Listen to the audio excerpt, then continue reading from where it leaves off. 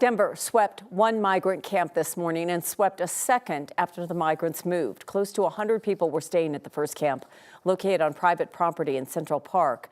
When they moved, the city swept in again. 9 News reporter Angeline McCall has been following this all day for us. Angeline, some only accepted shelter after a compromise. Yeah, it took a lot of bargaining for migrants to accept shelter. A lot of people didn't want that shelter option because they just felt like they couldn't get a guarantee from the city as to what would happen. And so many of them came to this second encampment that they set up sort of off of Pena Boulevard. And so you'll see behind me, this is what's left of the second encampment. This is where people came when they were originally swept from the initial location, which was in Central Park, sort of by the railroad. It was on railroad property, which is what prompted that city sweep. Now, people were really frustrated with the arrangement earlier this morning, to the point where one man who left his family in Venezuela to work here in the United States said that he was so at his wit's end that he wanted to take a bus ticket out of the city. Estamos cansados. Por eso es que tomo la decisión de irme, porque el que busca encuentra. Yo no puedo estar todo el tiempo viviendo en la calle así. Yo tengo familia. No puedo.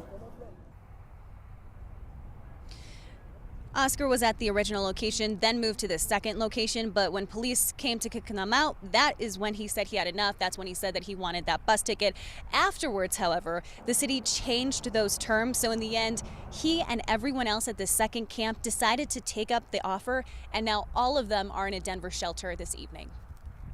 Oh, today we were really strongly encouraging folks to come inside for everyone's safety, especially the safety of the children.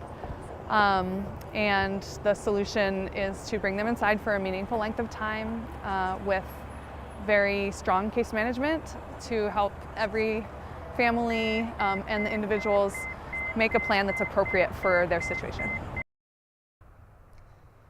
That meaningful length of time, the city initially offered single adults here alone 3 days. They upped it to 7 days. Families get 30 days that remain unchanged. However, we know the cycle continues. We know that this is not the only encampment that was set up from that original location, and so many of them are still on the streets tonight. That cycle continues. I've spoken to one woman actually, and I met her back in October. She was on the street at that point at the Zunai encampment, and she remains on the street tonight as well. And as far as I know, she's been in 4 other encampments since then.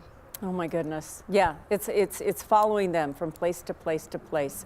None of them where you would want to live or stay. All right, thank you, Angeline.